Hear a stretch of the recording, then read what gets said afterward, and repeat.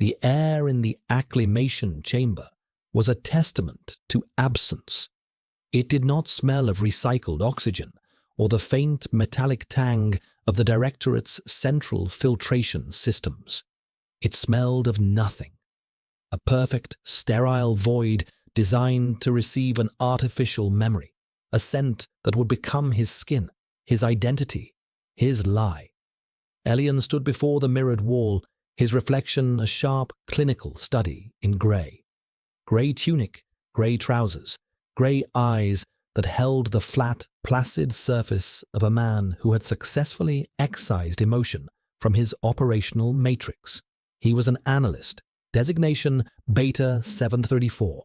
His world was data, probability, the elegant and unyielding logic of cause and effect. Today, he was to become an Omega, a creature of instinct, of scent, of feeling, everything he had been trained to identify as a liability. He lifted the applicator, its chrome surface cold against his palm. The hydrogel inside was pearlescent, shimmering with micro-encapsulated pheromones engineered to replicate the scent of an Omega in the early stages of a bonding fever. Soft notes of neroli and white tea, undercut with the faintest, most vulnerable trace of salt and warm milk, a scent of yielding, a scent of trust. He smoothed the gel over the pulse points of his neck and wrists, the cold seeping into his skin, a foreign presence that felt like a violation. The mirror showed no change, but the air, the perfect void, was no longer empty. It was filled with him, or rather, the version of him they had created. The door behind him slid open with a pneumatic hiss, and Commander Kalen entered. He moved with the quiet, deliberate economy of a predator, his presence a gravitational force in the sterile room. An alpha, true and absolute. His own scent was meticulously suppressed by Directorate protocols, but it was still there, a ghost of ozone and cold steel, the scent of authority worn like a mantle. He stopped several feet away, his gaze sweeping over Elian, analytical and remote. It was the same look he gave a weapon before a mission, assessing its readiness, its potential for failure. "Report," Kalen said. His voice was a low baritone, devoid of inflection. It was a voice designed to give orders and be obeyed. "Pheromonal signature is stable," Elian replied, his own voice steady, a perfect mimicry of calm. He did not look at Kalen's reflection, focusing instead on the stranger wearing his face in the mirror. "Vitals are within mission parameters. The synthetic profile is holding at 98% fidelity to a genuine Omega signature." Kalen gave a slow, deliberate nod. 98% is not 100. The 2% variance could be a liability. Elian finally met the commander's eyes in the glass. They were the color of a winter storm, dark and impenetrable. "The variance is intentional, Commander. A signature of perfection would be suspect. Subclinical anxiety is a common marker in newly displaced Omegas. The profile accounts for it." It was a lie, of course. The anxiety was entirely his own, a cold knot tightening in his gut, but he had woven it into the data, made it a part of the design. Kalen took a step closer. The subtle shift in air pressure was palpable. He was a tall man, broad-shouldered, the black of his uniform absorbing the sterile light of the chamber. He moved until he was standing directly behind Elian, their reflections now a single, composed image. A bonded pair, an alpha and his Omega. The sight was so alien, so profoundly wrong, that for a moment, Elian's breath hitched.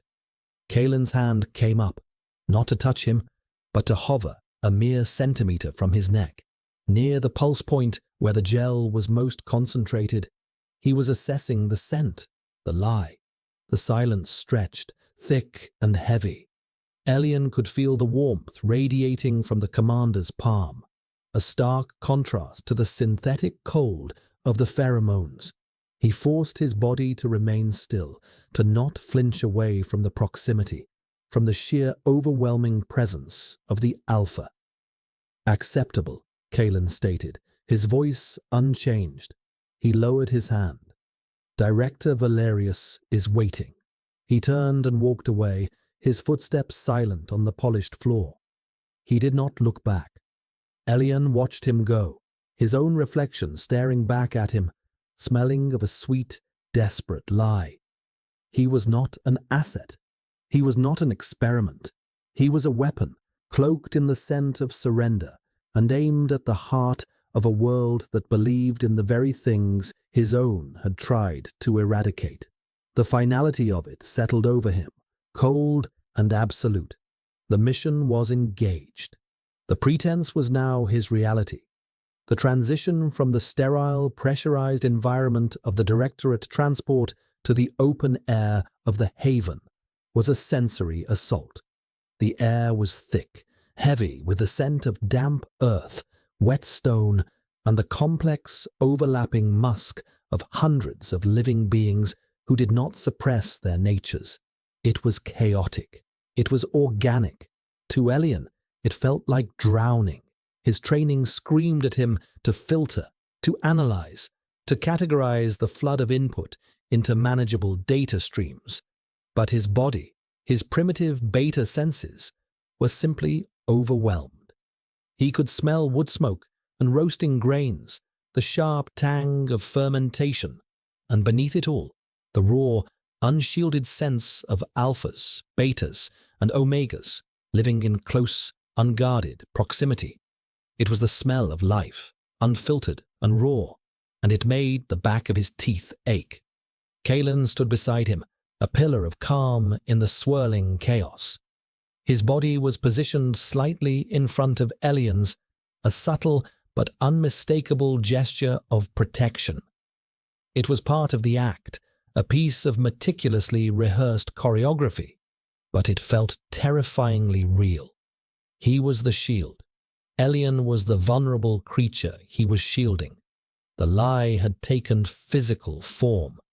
Their contact, a man named Reese, approached them. He was a beta, his face weathered, his eyes sharp and intelligent. He smiled, a genuine expression that did not quite reach his eyes. "Commander Kalen, and you must be Elian." His gaze lingered on Elian, assessing. "We were notified of your pending arrival. The Directorate does not often part with assets like you." The word asset was a test, a carefully placed barb. Kalen's response was smooth, his tone pitched to a low, possessive rumble that was pure alpha. "He is not an asset of the Directorate. He is my mate." The words, so simple, so definitive, landed in the space between them with the weight of a physical blow. Elian felt a tremor run through him, a reaction his disciplined body should have suppressed. He hated it. He hated the weakness. He forced himself to meet Reese's gaze, lowering his eyes in a gesture of omega deference he had practiced in the simulator 1,000 times. It felt like swallowing glass. "We are grateful for the sanctuary the Haven provides," Elian murmured, his voice soft, pitched to the precise frequency of manufactured vulnerability. Reese's expression softened, the suspicion in his eyes receding just a fraction. "The Haven is open to all who seek refuge from the sterile life. Come, I'll show you to your quarters." He led them through winding, narrow streets carved from living rock, the architecture a fusion of natural formations and salvaged technology. People watched them as they passed. Their faces were a mixture of curiosity and sympathy, an alpha in a Directorate uniform and his bonded Omega, fleeing the cold regime. It was the perfect story. Their story. Their quarters were a small circular room cut into the stone, furnished with a sleeping pallet, a small table, and a single chair. A dim yellow light pulsed softly from phosphorescent moss growing in the crevices of the walls. The air was cool and smelled of stone and damp soil. It was a cave, a den. Reese gestured to the room. "It's not much, but it is private, and it is safe." He paused, his eyes finding Kalen's. "We are a community built on trust here, Commander. We trust you will honor that." With a final nod, he was gone, the heavy woven curtain falling back into place over the doorway, plunging the room into an intimate twilight. For a long moment, neither of them moved. The silence was different here. It wasn't the empty, sterile silence of the Directorate. It was a living silence, filled with the distant murmur of voices, the drip of water somewhere deep in the rock, the sound of their own breathing. "Phase 1 is complete," Kalen stated, his voice a low intrusion into the quiet. "The contact has accepted our cover." Elian nodded, moving further into the room. He ran a hand along the rough stone wall. It was real, cold and solid. He was no longer in a simulation. The risks were no longer theoretical. He turned back to Kalen, the oppressive smallness of the room suddenly pressing in on him. They were trapped in this lie together, in this small, dark space. "He was testing you," Elian said, his voice flat. "The word asset. He wanted to see your reaction." "The reaction was within expected parameters," Kalen replied, unfastening the high collar of his uniform. The gesture was small, but it seemed to change the atmosphere of the room, making it less formal, more personal. "Our emotional synchronization implant is functioning correctly. I felt your anxiety spike when he spoke." The implant, a small neural device that allowed them to share top-level emotional data, ensuring their reactions as a bonded pair were consistent. It was supposed to be a tool, a simple, clinical tool. But hearing him name the cold knot in Elian's stomach, feeling it acknowledged, felt like an intimacy he had not consented to. "It is a synthetic echo of anxiety," Elian corrected him coldly. "A programmed part of the Omega profile. He was not afraid. He was an analyst. He did not feel fear. He processed threat intelligence." Kalen looked at him, his storm grey eyes seeming to see more than Elian wanted. "Of course," he said, his voice neutral. But Elian felt it. A faint, fleeting signal through the implant. A whisper of something that was not disbelief, but something quieter. Something that felt dangerously close to concern. And in the dim, mossy light of their shared cage, that was the most terrifying thing of all. The nights in the haven were a thick, profound black, a stark contrast to the perpetual twilight of the Directorate's corridors, where the passage of time was marked only by chronometers. Here, darkness was an entity, a presence that filled their small chamber and pressed in on all sides. The single sleeping pallet was large enough for two, a fact that was both a practical necessity for their cover and a source of silent, radiating tension. They lay side by side, a careful, deliberate space between them. Two bodies pretending at an intimacy that felt like a razor's edge. Elian lay on his back, staring up at the unseen ceiling, listening to the slow, steady rhythm of Kalen's breathing beside him. It was a calming sound, a metronome in the suffocating dark, and he hated himself for finding any comfort in it. He was supposed to be observing, analyzing, but his thoughts were a chaotic scatterplot of sensation and memory. The phantom scent of neroli and milk clung to him, a constant reminder of the fragile shell he inhabited. He could feel the warmth from Kalen's body across the small gap, a silent broadcast of life and strength. The neural implant was a low thrum at the base of his skull, a tether that connected his consciousness to the alphas in the most sterile yet most intimate of ways. He could feel the placid surface of Kalen's mind, the deep, controlled calm of a soldier at rest. It was as impenetrable as the man himself. "You are not sleeping," Kalen's voice came from the darkness. Not a question, but a statement. It was low, and the enclosed space gave it a resonant depth that seemed to vibrate through the palate. Elian's first instinct was to lie, to claim he was merely resting, but the implant made such deceptions pointless. Kalen would feel the lie as a dissonance in his emotional feed. "The sensory input is excessive," Elian admitted, keeping his voice a monotone. "My system is still calibrating to the environment." "It is the sense," Kalen said, "the lack of regulated filtration.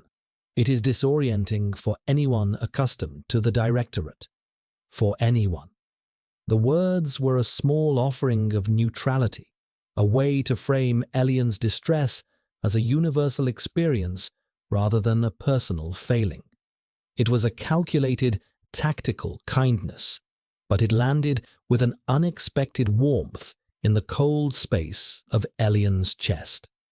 "The number of unique pheromonal signatures is overwhelming," Elian elaborated, falling back on the familiar comfort of data. "Over 400 distinct profiles in the central commons alone. The emotional leakage is inefficient. It creates noise. It compromises tactical awareness." Kalen was silent for a moment. When he spoke again, his voice was different, quieter. "Valerius believes that is what makes them weak. He believes their emotions, their bonds, make them predictable, vulnerable.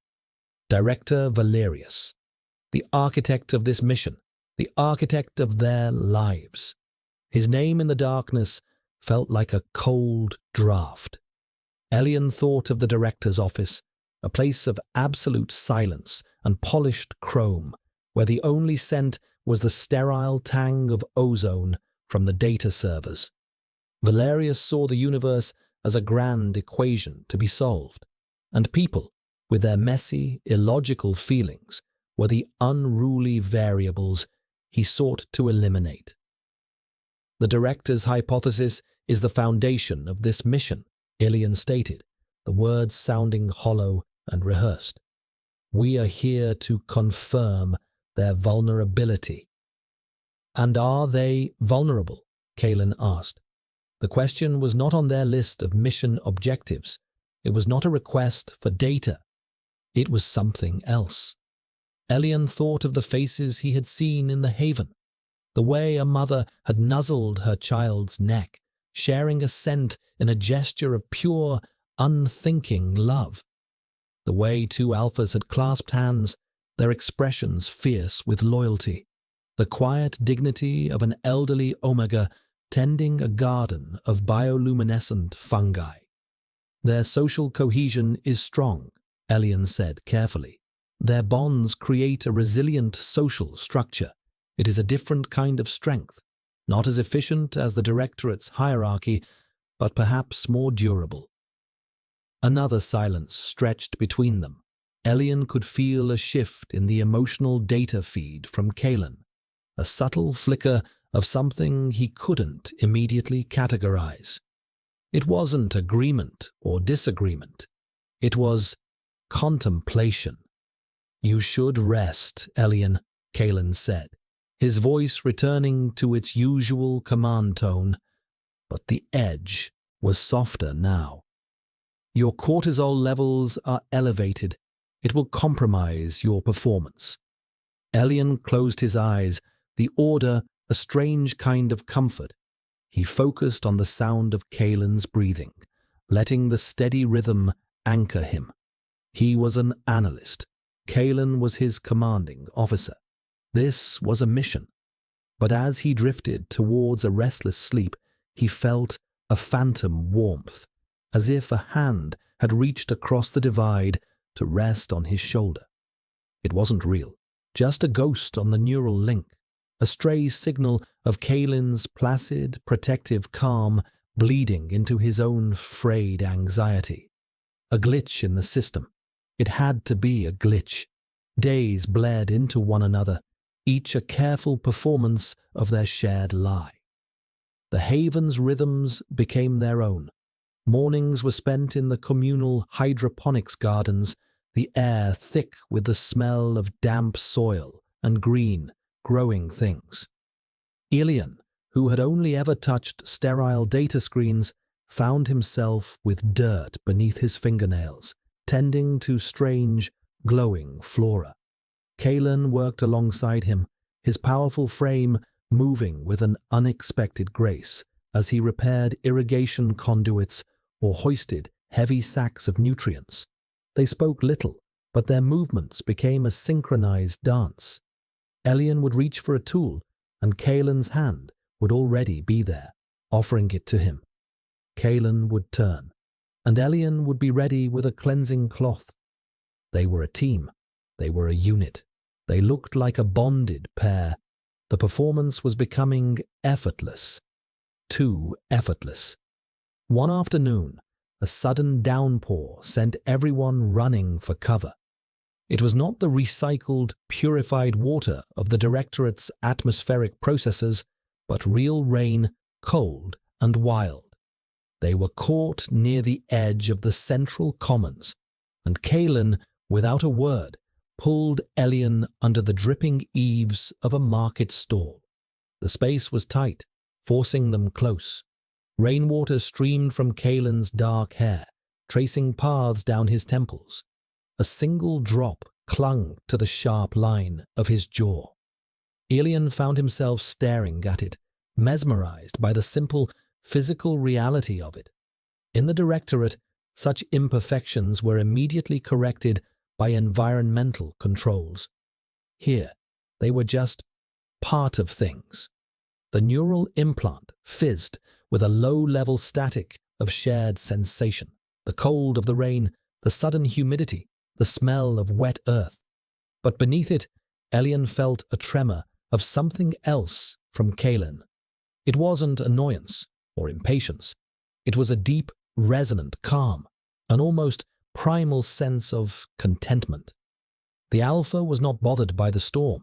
He seemed to settle into it. A child, no older than 5, squealed with delight nearby, splashing in a newly formed puddle. Her mother, an Omega, with a warm, open face, laughed and called her name. The sound was bright and clear against the percussive drumming of the rain. Kalen watched them, his expression unreadable.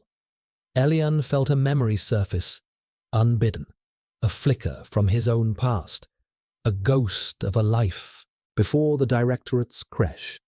He remembered a room, not grey and sterile, but filled with a soft yellow light.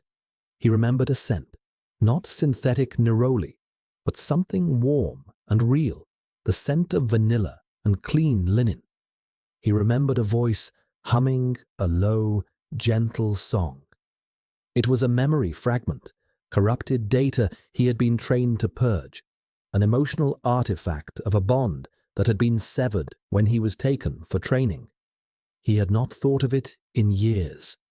The memory brought with it a sharp, unexpected pang of loss, so acute it felt like a physical blow. His breath caught in his throat. He must have made a sound, a small, involuntary gasp, because Kalen's head snapped towards him. The commander's eyes, usually so distant, were suddenly focused, sharp with concern. Elian? His hand came up, resting on Elian's shoulder. The touch was firm, grounding. It was not part of the performance. There was no one watching them under the dripping eaves. The touch was for him alone. Through the implant, a wave of Kalen's focused calm washed over him, a deliberate and targeted signal meant to soothe his distress. It was an intrusion, a violation of his mental autonomy, but it felt like a shield, "I am fine, Commander," Elian said, his voice tight. He pulled away from the touch, the loss of contact leaving his skin feeling cold despite the humidity. A momentary sensory aberration. He was lying. Kalen knew he was lying. He could feel the echo of Elian's sorrow, the sharp, painful spike in his emotional feed. He did not call him on it. He simply held his gaze for a long moment, his grey eyes searching Elian's face. Then he nodded, a slow, almost reluctant gesture, and dropped his hand. "The rain is slowing," Kalen said, his voice once again the familiar, detached baritone of command. "We should return to the quarters." He turned and stepped out from under the eaves, back into the light drizzle. Elian followed, the phantom ache of the memory still resonating in his chest. He was not an asset. He was not an experiment. He was a beta analyst who had just remembered the scent of his mother. And the only person who had witnessed this catastrophic failure of protocol was the alpha who was pretending to be his mate. The lie between them was growing more complex, its roots tangling with tendrils of an unwanted, terrifying truth. The carefully constructed walls of their mission were beginning to feel less like a fortress and more like a cage they had built around themselves. They found the primary intelligence cache by accident. It wasn't in a hardened data bunker or a secure server room as their mission profile had predicted. It was hidden in plain sight, woven into the genetic code of the phosphorescent moss that lit the haven's deeper tunnels. It was organic data storage, a living library of the Directorate's sins, redacted mission files, suppressed scientific reports, and most damningly, the original, unedited, records of the Omega relocation program.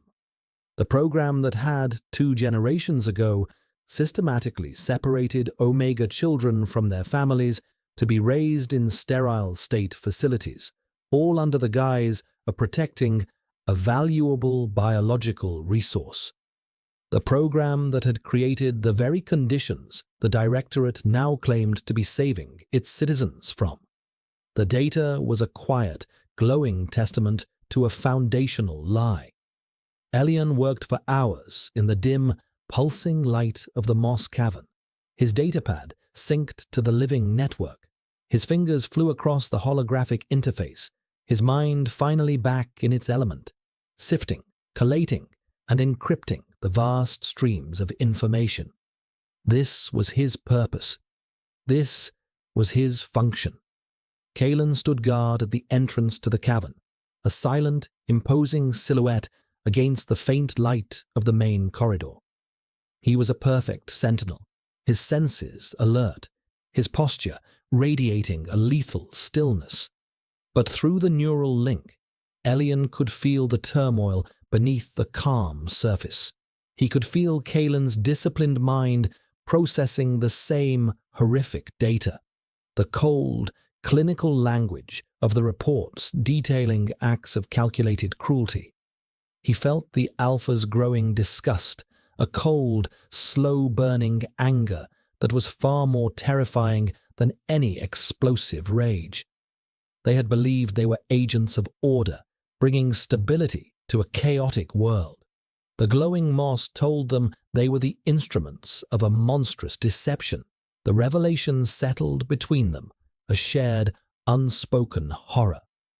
When Elian finally finished encrypting the data packet for exfiltration, he leaned back against the cool, damp stone, his entire body trembling with exhaustion and shock. The mission was complete. They had what they came for. All they had to do was transmit the data and await extraction. They could go home, but the word home now tasted like ash in his mouth. What was home? A sterile grey box built on a foundation of lies? "It is done," Elian said, his voice a raw whisper in the quiet cavern. Kalen turned from the entrance, his face half in shadow. All of it? Everything. The Omega program files are the core of it. The rest is corroborating evidence, enough to discredit Valerius and the entire inner directorate. Kalen walked slowly towards him, his boots making soft sounds on the stone floor. He stopped in front of Elian, looking down at him. The air crackled with a tension that had nothing to do with the mission. It was personal. It was profound. "My parents," Kalen said, his voice unnervingly quiet. "They were sector administrators. They always told me the program was a necessity, a painful but logical choice to preserve the stability of the genetic pool." Elian looked up at the commander's face, at the rigid control in his jaw, the storm in his eyes. He saw not a commanding officer, but a man whose entire world had just been fractured. "The data does not support that conclusion," Elian said, softly. "The data indicates the program was designed to break familial bonds, to atomize society, to make the populace easier to control." Suddenly, the neural implant flared. It wasn't the usual low thrum of shared emotional data. It was a raw, unfiltered surge. For a split second, the barrier between their minds dissolved. Elian was slammed with the full force of Kalen's emotions, a lifetime of disciplined loyalty curdling into betrayal, a cold, hard grief for a truth he had never known, and beneath it all, a white-hot, protective rage that was aimed not at the Haven, but outward, at the system that had lied to them both. And tangled within it, so sharp and clear it stole Elian's breath, was an image, his own face, pale and exhausted in the moss light, and a feeling directed at that image, a fierce, possessive, and terrifyingly tender instinct to protect. Mine. The word was not spoken. It was a feeling, an absolute certainty that slammed through the link before Kalen could wall it off. The connection snapped shut, the barriers slamming back into place, leaving Elian gasping, his heart hammering against his ribs. He stared at Kalen, his eyes wide. Kalen stared back, his own expression shaken, his composure finally, irrevocably cracked. The air in the cavern was thick with the scent of wet stone, glowing moss, and the ruins of their shared deception. The pretense was gone. The performance was over. What was left was two men, a soldier and a spy, who had just discovered they were on the wrong side of a war they hadn't even known they were fighting. And in that moment of shared, cataclysmic revelation, something new and dangerous had been forged between them in the dark. They did not transmit the data. The act of sending the encrypted packet to the directorate now felt like a betrayal, not a completion of their duty.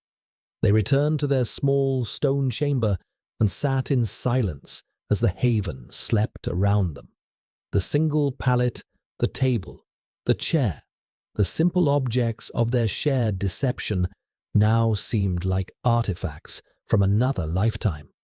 The mission was a ghost, a hollow thing whose purpose had evaporated in the glowing light of the moss cavern.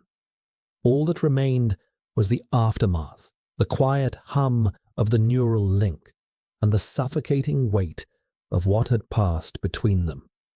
Kalen stood by the heavy curtain, looking out into the darkness of the corridor. His back was to Elian, a rigid line of black uniform. He had not spoken a word since they left the cavern. Elian sat at the table, his hands resting on the cool, inert surface of his datapad. The information inside it was a bomb, and he no longer knew who to aim it at. "This was not in the parameters," Kalen said at last, his voice a low rumble that was absorbed by the stone walls. It was a statement of fact, an echo of the cold, logical language they had both been trained in, but it was freighted with a universe of unspoken meaning. Elian looked at the commanders, unmoving back. "The parameters were based on flawed intelligence," he replied, his own voice quiet but clear. "The entire operational premise was a lie." Kalen turned, his movements slow, deliberate. His face was cast in shadow, the faint light from the corridor limning one side of his profile. "And us?" he asked. The question hung in the air, a fragile, dangerous thing. Us. The word encompassed everything: the mission, the lie, the shared quarters, the touch in the rain, the raw, terrifying surge of emotion through the implant. It was a variable that had not been in any of Valerius's equations. Elian had no data for this, no precedent, no analytical framework to process the turbulent chaos in his own chest. He felt exposed, stripped of his training, his logic, his identity as an analyst. All he had was the lingering shock of that shared feeling from the implant. Mine. "I don't know," Elian admitted. It was the most honest thing he had said in years. He expected a reprimand, a cold dismissal. He was an analyst. His function was to know, to calculate, to predict. "I don't know" was a failure. Kalen crossed the room in 2 silent strides and stopped before the table. He reached out, not to touch Elian, but to place his hand flat on the datapad, his fingers covering the smooth, dark screen. It was a symbolic gesture, covering the data, covering the mission. "The Directorate will register our failure to transmit within the next 12 hours, Kalen said, his voice calm, analytical, but his eyes were fixed on Elian's. "They will send a retrieval team, or a termination team." The threat was real, immediate. They were adrift, their lifeline to the world they knew now, a garrote tightening around their necks. Fear, cold and sharp, pierced through Elian's carefully constructed composure. It was not the abstract anxiety of the mission profile. It was the real, visceral fear of a man who was about to die. He did not try to hide it. What was the point? Kalen could feel it anyway. As if in response, Kalen's other hand came up. He hesitated for a fraction of a second. Then gently, carefully, he laid his fingers against the side of Elian's neck, his thumb coming to rest over the frantic pulse there. The touch was warm, solid. It was not a gesture of dominance, not the touch of an alpha to an omega.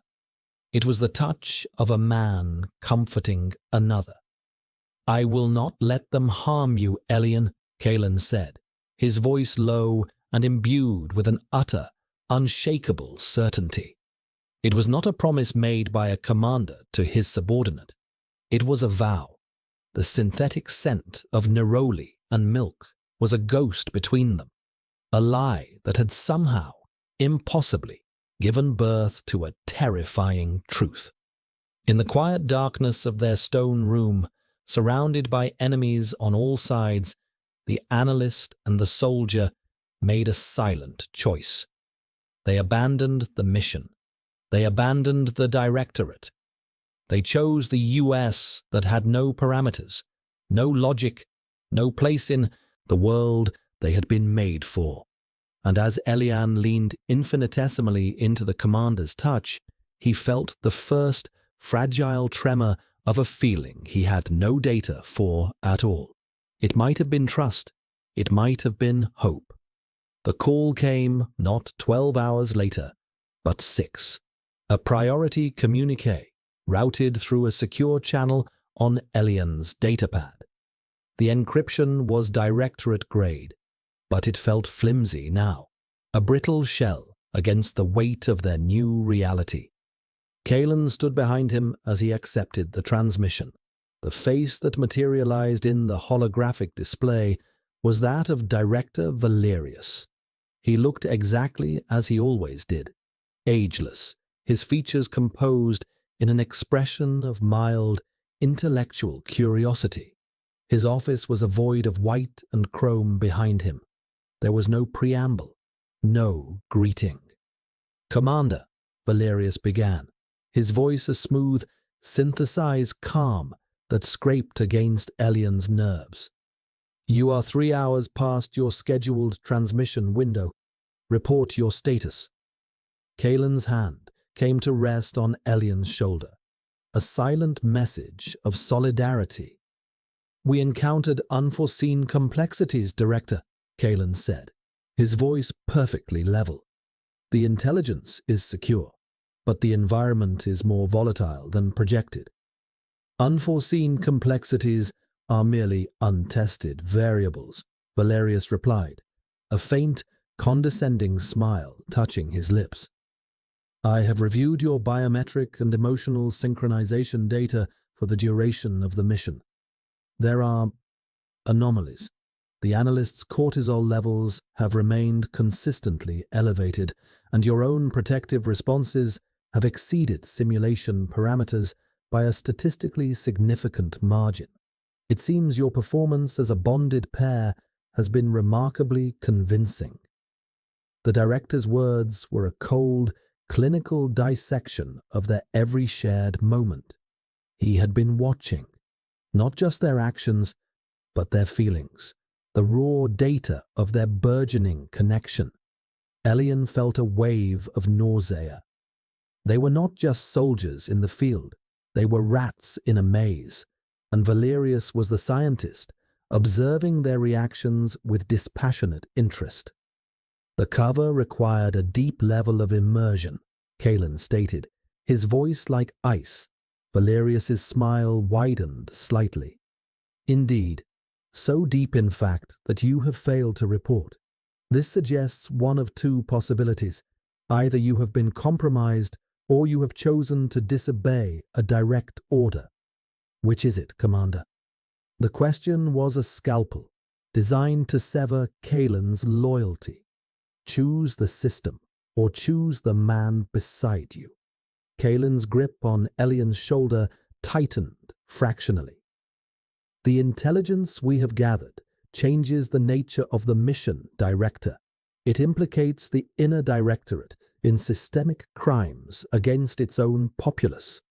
There was a beat of absolute silence. Valerius's expression did not change. He showed no shock, no anger, nothing. He simply processed the information. "Ah," he said, as if solving a minor intellectual puzzle. "So you found the historical archives. I admit, their method of organic data storage is fascinating. I had calculated a 17% probability that you would uncover it. It seems you have exceeded my expectations." He had known. He had known the data was there. This was not just a mission. It was a test, a loyalty test for Kalen. "It appears a new directive is required," Valerius continued, his tone chillingly pleasant. "The asset, Beta 734, has clearly been a corrupting influence. His emotional instability has compromised your judgment, Commander. Your new directive is simple. Terminate the asset, purge the compromised data from his device, and await extraction. Prove that your loyalty to logic and order remains intact."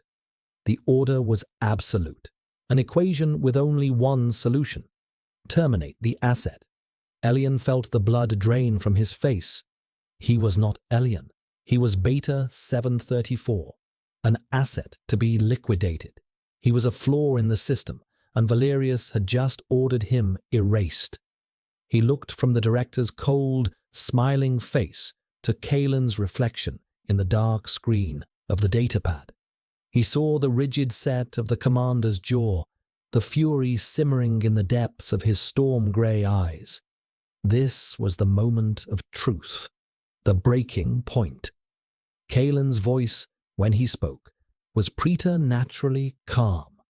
It was the calm of a man who had just made an irrevocable choice.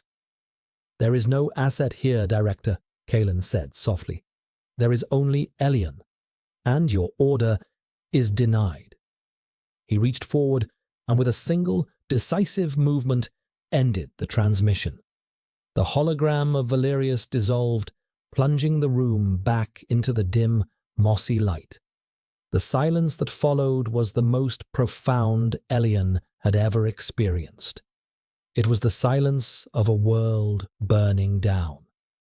They were no longer soldiers of the Directorate. They were traitors. They were fugitives. Kalen turned to him, his expression grim but resolute. "He will not wait for us to fail," Kalen said. "He will send a Spectre team. They are hunters. They will be here within hours." A Spectre team. The Directorate's most elite, most ruthless assassins. A death sentence. The fear that had been a cold knot in Elian's stomach now bloomed into pure, unadulterated terror. He was going to die here, in this damp cave, all because of a lie that had become too real. Kalen saw the panic in his eyes. He gripped both of Elian's shoulders, forcing Elian to look at him. "Listen to me," he commanded, his voice sharp, cutting through the fear. "I will not let them take you. Do you understand?" Elian could only nod, his throat too tight for words. "We have the data," Kalen continued, his mind already shifting to tactical mode. "We have the truth. We are not just running. We are fighting back. But first, we have to disappear." He released Elian and began moving around the small room, gathering their meager supplies, with swift, efficient movements. The soldier had taken over, his body and mind a finely tuned instrument of survival. But as he passed, his hand brushed against Elian's, a fleeting, deliberate touch, a promise in the dark. The escape was a blur of calculated chaos. Kalen, with the cold precision of a master strategist, used his knowledge of Directorate protocols against them. He knew how a Spectre team would think, how they would move. He laid false trails, triggered sensor alerts in unoccupied sectors, and led them on a ghost chase through the Haven's labyrinthine tunnels, while he and Elian moved in the opposite direction. They moved through forgotten maintenance conduits and dark, dripping sewer systems, the stench of decay and stagnant water clinging to their clothes. The synthetic scent emitters on Elian's wrists were damaged during a tight squeeze through a collapsed passage, and the soft, sweet smell of neroli and milk began to fade, replaced by the faint, neutral scent of his own beta skin and the sharp, metallic tang of fear. The lie was literally dissolving away. Reese, their Haven contact, found them near the lowest levels of the settlement. He appeared out of the shadows, his face grim, holding a projectile rifle. For a heart-stopping moment, Elian thought they had been betrayed, that the Haven had turned on them. But Reese's eyes were not hostile. They were filled with a weary understanding. "The Directorate is broadcasting on all emergency channels," Reese said, his voice low. "They've declared you rogue agents, traitors. They've offered us a handsome reward for your capture." Kalen didn't flinch. He simply stood his ground, his body shielding Elian's. "And?" Kalen asked. Reese let out a short, harsh laugh.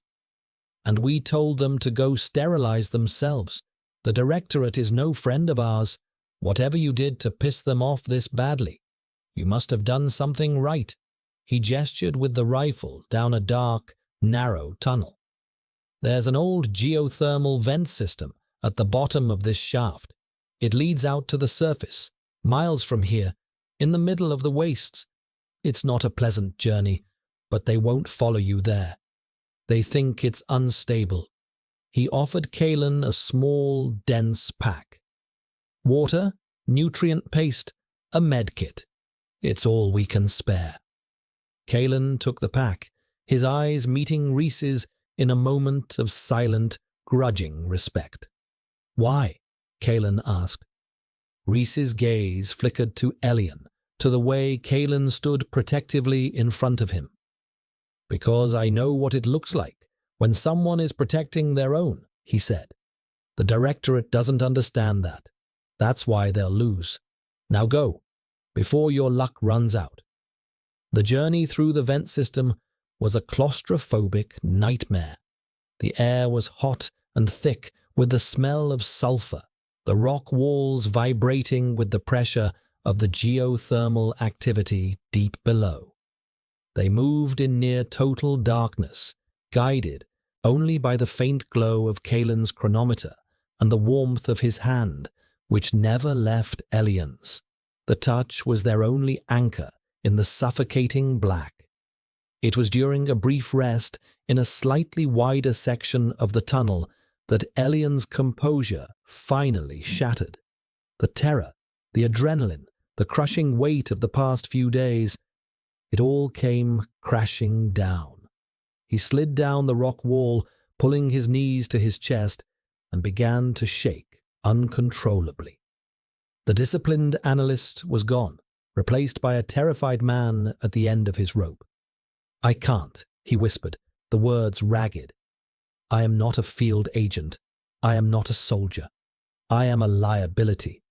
Valerius was right. Kalen was silent for a moment. Then he moved, settling beside Elian in the cramped space, their shoulders and hips pressed together. He didn't offer empty platitudes or tactical advice. He simply shared the space, his solid presence, a bulwark against the darkness. When we were in the moss cavern, Kalen said, his voice a quiet resonance in the dark, and the implant overloaded. I saw something, a memory, of yours. Elian froze, the memory of that raw, unfiltered connection, sending a fresh jolt of fear through him. A room with yellow light, Kalen continued softly. A woman's voice, the scent of vanilla. He was describing the ghost of a memory Elian himself could barely grasp. That bond, the one they took from you, it is the source of the strength they are so afraid of. The strength Valerius can never understand. You are not a liability, Elian. You are the only thing in my life that has ever felt like the truth. In the sulphurous heat of the earth's deep places, Kalen reached out and took Elian's hand, his fingers lacing through Elian's. The contact was absolute, a circuit completed. He was not an asset. He was not an experiment, Kalen murmured, the words a fierce, protective litany in the dark. He was not a liability. Elian's shaking began to subside, replaced by a fragile, tentative warmth spreading from their joined hands. The lie was gone. The mission was gone. The Directorate was a fading nightmare behind them. All that was left was this: two men in the dark, holding on to a truth they had found in the heart of a lie. They were no longer pretending. The confrontation, when it came, was not one of fire and fury, but of cold, calculated silence. They emerged from the geothermal vent into the grey pre-dawn light of the wastes, covered in grime and smelling of sulphur. The air was thin and cold, and a desolate landscape of wind-scoured rock and black sand stretched to the horizon. And waiting for them, standing beside a sleek, black Spectre-class skimmer, was a single figure. It was not a team. It was one man, dressed in the form-fitting, matte black armor of a Directorate Spectre. His helmet was an impassive, insect-like visage of polished obsidian. Spectres were the ghosts of the Directorate, whispered legends. They were said to be more machine than human, their emotions surgically excised, their bodies augmented for a single purpose: termination. The Spectre did not raise his weapon. He simply stood there, a silent black statue against the rising sun. Kalen pushed Elian behind him, his own body a shield, his hand resting on the butt of the projectile pistol Reese had given him. "There is no need for violence, Commander," a voice said, not from the Spectre, but from the skimmer's external comms unit. It was Valerius. A holographic image of the director flickered to life in the air beside the spectre, a ghostly blue figure in the grey dawn. "This is not an execution, it is a retrieval." "We will not be retrieved, Director," Kalen said, his voice flat and hard. Valerius gave his infuriatingly calm smile. "You misunderstand. I am not retrieving you, Commander. Your loyalty is compromised. You are a failed experiment. I am retrieving my property." His holographic eyes shifted to fix on Elian, who was half hidden behind Kalen. Beta 734 is a highly specialized piece of Directorate equipment. His mind contains proprietary analytical models and classified data. I cannot simply allow him to wander off. The casual dehumanization was like a physical blow. Elian was not a person. He was a hard drive to be wiped and reclaimed. "He is not your property," Kalen growled, the sound a low, primal threat. "He is a free man," Valerius laughed, a soft, dry sound with no humor in it. "Freedom? An archaic concept. There is only function and obsolescence, and you, Commander, have become obsolete." The spectre moved. It was not a human movement.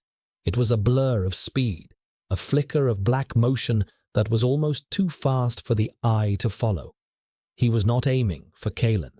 He was going for Elian. Kalen reacted on pure instinct, shoving Elian aside and firing the pistol.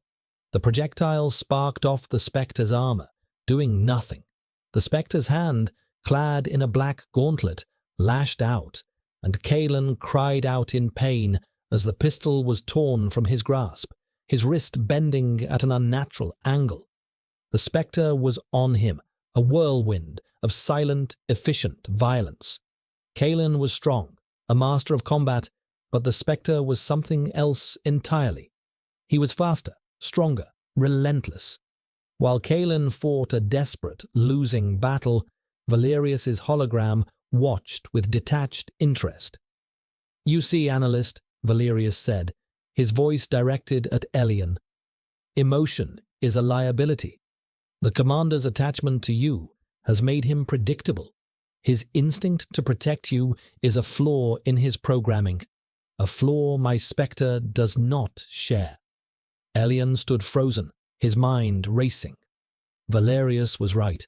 Kalen was going to die protecting him. His logic, his analytical mind, which had been dormant under a wave of terror, suddenly sparked to life. He was not a soldier. He could not win a physical fight. But he was an analyst. His weapon was information. He scrambled for his datapad, his fingers flying across the screen, his mind sifting through the stolen data, searching for a weakness, an exploit, anything. The Spectre's combat style, the Directorate's Black Ops tech, the schematics for their armor. He found it, a single line in a redacted technical file. The Spectre armor's primary power core had a failsafe, a remote shutdown protocol that could be activated by a specific hypersonic frequency, designed to disable a rogue agent. It was a back door, buried under layers of encryption. It would take minutes to slice through it. He didn't have minutes. Kalen grunted in pain as the Spectre slammed him against the side of the skimmer. "It is over, Commander," Valerius said calmly. Elian's mind worked faster. He couldn't hack the protocol, but maybe he could fake it. He rerouted his datapad's audio output, isolating the carrier wave of the skimmer's comms unit. He didn't have the shutdown code, but he could broadcast pure, chaotic noise on that exact frequency. A denial of service attack, not on a network, but on a piece of hardware. He slammed his thumb onto the execute command. A piercing, high-frequency shriek, inaudible to human ears, erupted from the skimmer's comms. The Spectre froze mid-strike, his body spasming. The obsidian helmet tilted, and for the first time, the impassive facade broke. A flicker of blue light showed behind the visor as the armor's internal systems fought against the sonic assault. It was only a moment's hesitation, but it was enough. Kalen, his face bloody, drove his shoulder into the spectre's chest, throwing him off balance. He grabbed the spectre's helmet with both hands and, with a desperate roar, twisted. There was a sickening crack of composite materials and bone. The spectre dropped, lifeless, to the black sand. The silence that followed was broken only by Kalen's harsh, ragged breathing. Valerius's hologram watched, his smile finally gone. His expression was one of pure, cold fury. "A clever move, analyst," he said, his voice dangerously soft. "You have made this far more interesting. But it changes nothing. You cannot run from the system. I will find you." Kalen limped over to Elian, his arm hanging uselessly at his side. He looked from the dead spectre to the director's shimmering image. He reached down, picked up the spectre's discarded rifle, and aimed it directly at the hologram. "No," Kalen said, his voice raw. "We are not running anymore." He looked at Elian, a question in his eyes. Elian understood. He nodded, his hands already working on the datapad. He opened a channel, a wide-band, unencrypted channel, and with a single command, he began to upload everything. The Omega program files, the redacted mission reports, the truth. He sent it not to the Directorate, but to every open comms network he could find, from the Haven to the outer civilian sectors. The bomb was detonated. Valerius's image flickered as the data flooded the network. "You think this will save you," he hissed. "You have just signed your own death warrant." Kalen fired the rifle. The energy bolt passed harmlessly through the hologram, but the message was clear. The hologram of Valerius vanished. They were alone in the wastes, hunted, injured, with the biggest secret in the Directorate now screaming across the networks. But they were free. Kalen dropped the rifle and staggered, his injured arm finally giving out. Elian caught him, supporting his weight. The commander, the Alpha, leaned on him, his breath warm against Elian's neck. The scent of ozone and steel was mixed with the coppery tang of blood. The fake scent of neroli was long gone, leaving only the clean, quiet scent of Elian himself. A beta, a man. And in the cold light of the new day, it was more than enough. They walked for what felt like an eternity. Two small figures against the vast, indifferent emptiness of the wastes. The sun climbed higher, beating down on the black sand and creating shimmering heat hazes on the horizon. Kalen's broken wrist was bound in a crude splint Ilian had fashioned from a piece of the spectre's armor plating and strips of his own tunic. The commander leaned heavily on him, his breathing still labored, but his steps were steady, resolute. The adrenaline had faded, leaving behind a deep, aching exhaustion and a strange, quiet sense of peace. The lie was over. The pretense was gone. There was no mission, no cover story, only the gritty reality of the sand beneath their feet and the warmth of their bodies pressed together for support. They were no longer an Alpha and an Omega, a commander and an analyst. They were just Kalen and Elian. Sometime around midday, Kalen stopped.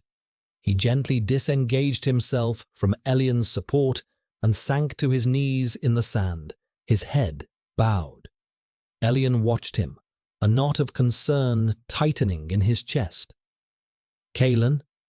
Kalen didn't answer immediately. He reached up with his good hand and slowly, deliberately, began to unfasten the high, restrictive collar of his directorate uniform. He pulled at the tough, synthetic fabric, his movements clumsy with exhaustion, until, with a final, tearing sound, he ripped the insignia of his rank from his shoulder. He let it fall to the sand, a small patch of silver and black that was instantly scoured by the wind. He looked up at Elian, his grey eyes clear and startlingly vulnerable in the harsh sunlight. "It's all I've ever been," he said, his voice rough. "A commander, a tool of the directorate. I don't know. I don't know who I am without it." Elian knelt in front of him, the hot sand pressing against his knees. He looked at the man before him, bruised, battered, stripped of his title and his purpose. And he did not see a broken tool. He saw the man who had shielded him from the rain, the man who had vowed to protect him in the dark, the man who had chosen him over everything he had ever known. Elian reached out and gently touched Kalen's face, his thumb brushing away a smear of grime from his cheekbone. The skin was warm, real. "I know who you are," Elian said, his voice soft but certain. "You are the man who showed me what truth feels like." The words were simple, unadorned by logic or analysis. They were just a statement of fact, a new kind of data point, drawn not from a server, but from the heart. Kalen's gaze searched his, and in that silent, shared look, a final barrier dissolved. Kalen leaned forward, closing the small space between them, and pressed his forehead against Elian's. His eyes closed. It was not a kiss. It was something more profound, a gesture of surrender, of trust, of absolute arrival. Elian could feel the faint tremor in Kalen's body, the deep, shuddering breath he took, as if he were breathing in Elian's scent for the first time without filters or pretenses. It was the scent of nothing and everything. They stayed like that for a long time. Two men kneeling in the vast, empty desert, finding a new world in the small, sacred space between them. The future was a blank slate, a terrifying and exhilarating unknown. They were hunted. They were alone. They had nothing but the clothes on their backs and a truth that had cost them everything. But as the wind whispered over the dunes, carrying away the last ghosts of the directorate, of the mission, of the lie, Elian knew, with a certainty that transcended all data, that they were not empty-handed. They had each other. And for the first time in his life, that felt like more than enough. It felt like the beginning.